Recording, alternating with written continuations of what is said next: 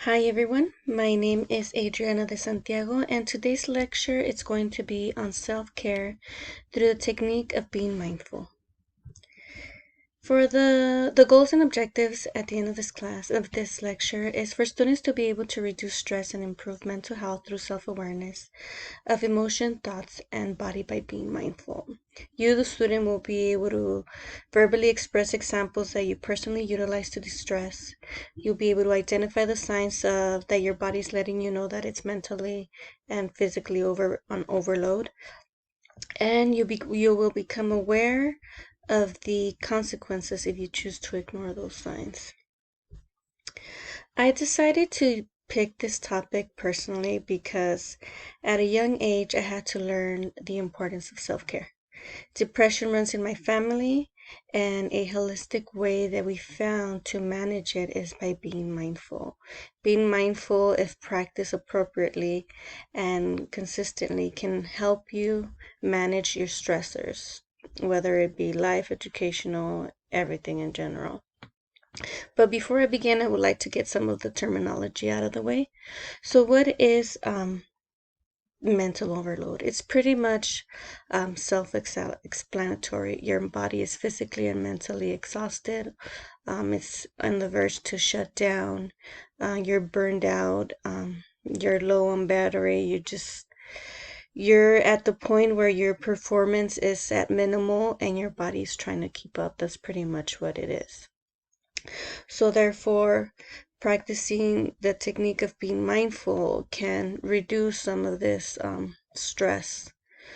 And being mindful is a technique that is very self-explanatory, easy to do, easy to understand.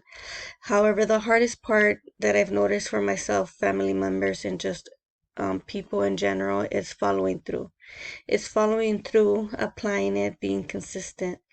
Because being mindful literally means putting your life on hold, focusing on the present, focusing your attention on what your body is telling you, and acknowledging your thoughts and emotions.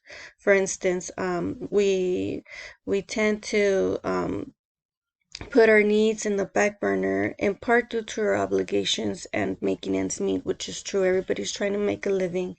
Everybody, most likely students, are on paycheck to paycheck basis.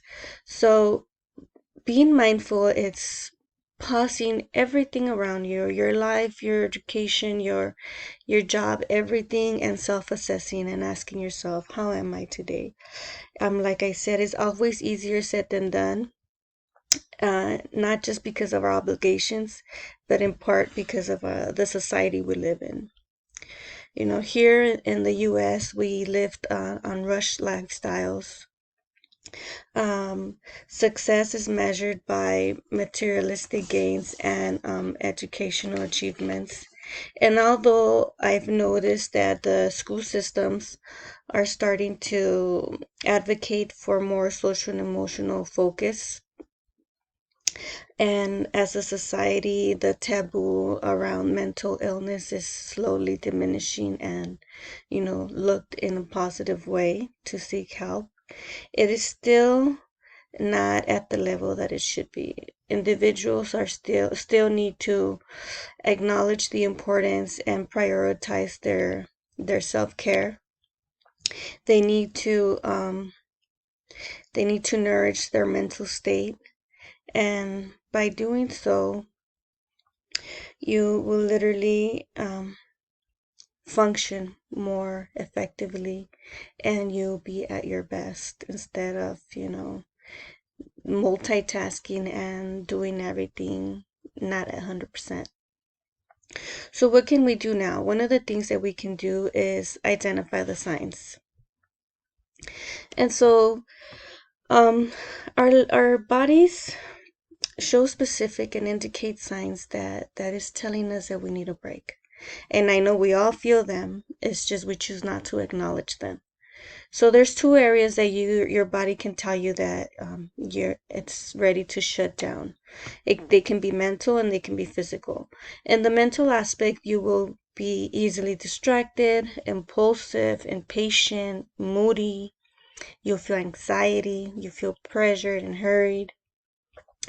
And for this, for example, for me, impulsivity is one of my little light bulb that turns on, because if, for example, if I'm up late at night and or in just during the day and I need a break from my studies, I right away go to my phone and just, pay attention to something else. But then I start shopping, and by the end of my little break, I already purchased items I don't really need. And so, that affects my budget.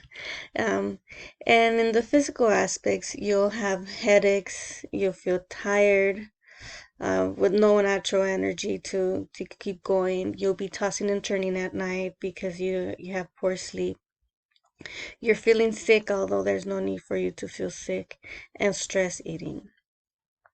And that's a major sign for me, stress eating.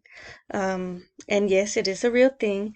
When you're stressed, your body releases uh, when you're stressed, there's a stress hormone called cortisol, and your body releases it and it increases. So when that increases, one of the side effects is food craving. And of course, it's not for the healthy food, it's for dense foods, for comfort food. And so I found this little cute picture on the internet that says stressed is desserts spelled backwards. So, most of the time, most people tend to eat when they're stressed. And so, for example, myself, for me, my go-to comfort food is ice cream. So I know, I'm pretty sure if every one of you were to raid your fridge or your kitchen right now, you'll have more than one item that you tend to go to when you're stressed. And I stress eat when I'm feeling the pressure of school, of life, of work, of my family. For example, if I'm up late at night, also besides looking at my phone and impulsively shopping, either loading my coffee with sugar, getting a sugary snack to get my energy levels up, and then that's when I sometimes self-reflect and I'm like, okay, I'm gonna crash really bad, and second, this is not the best option to deal with it. So that being said, I will show you some of the ways to manage this stress or this overloading your body. So, like, I'm pretty sure many of you have heard it before, and my daughter has heard it multiple times throughout the day. It's true because I've proved it, because I've done it. And one of the things is being organized with your life. You know, for example, when it comes to my school stuff, I'm old school. I like to use planners, post-it, pin boards, dry erase boards, and that's how I organize my deadlines. That's how I prioritize what homework I'm going to focus on first, etc. When it comes to my personal life, I am a little more modern and I use more modern tech like my phone. For example, I use my calendar and my alarms on my phone to schedule the therapies for my son. I schedule doctor's appointments for my daughter. I even set alarm reminders for birthdays, because freeing up that mental space allows you to have a little inner peace. Instead of worrying, okay, what was I supposed to do or this and that, I have little reminders that are not high priority and stuff, so you could free up space for other stuff that you need to do, like study for a midterm or do research for a paper. So it's manage your life in an easy way that that's gonna free up memory space and make you feel better. Relaxation options, again, these are personal. You can, I'm pretty sure, like I said earlier, everyone can think of something that makes them feel good and that makes them feel relaxed. Thing is following through and applying it on your life, and opening up a little window or squeezing a little time just to self-reflect and take care of yourself and love yourself. So for me, for example, it varies in scenarios. If my family is not at home, I would listen to music, I'll take long baths. If my family is home and I need a break, then I kill two birds at the same time. I'll do some family bonding and distress by laughter. So we'll watch a movie, we'll do a family game night. Or if it's just my house is chaotic and it's too overwhelmed, then I leave the scene. I leave the four enclosed walls and I take a walk. I go for a run. Do take deep breaths and just enjoy new scenery. Now, if I have a little window to squeeze, I tend to do dinner dates with my friends and just vent. And I found again more little clip arts online that can, well, it relates to me, but I'm pretty sure it relates to some of you.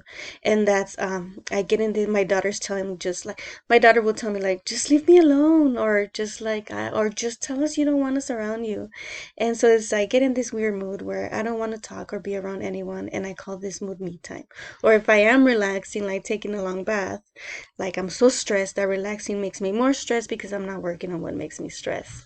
So although, I mean, this is stuff that it's funny, but with joke aside, if you really choose to neglect your body, there's some side effects that can really jeopardize your general health overall. For example, your immune support. When you are stressed, that stress hormone weakens your immune cells, and so you are prone to get sick easily. And also, like I mentioned before, with the food cravings, the stress hormones makes you crave food, and of course, it's not the healthy food, and so you'll gain weight. And like I said before, it's not for vanity, but for your general health. Gain weight can affect your health. And when it comes to brain and memory, your cognition is jeopardized. You're more vulnerable, you're forgetful, you're distracted, you're impatient. So, with this being said, I would like to end the lesson with a reflection and application. So, by saying to pay attention to your signs and be mindful of what your body's trying to tell you, I would like you to think about your compromising behaviors. What are you ignoring right now and you're not acknowledging? And then apply it. Identify healthy enhancer behaviors that you can increase. If you're already doing it, how can you increase it more to get some stability and peace of mind? Or if you haven't done so, then introduce something into your life that can help you manage stress in a natural, holistic way. Well, thank you so much for your time, and I hope to see everybody else's lectures. Thank you.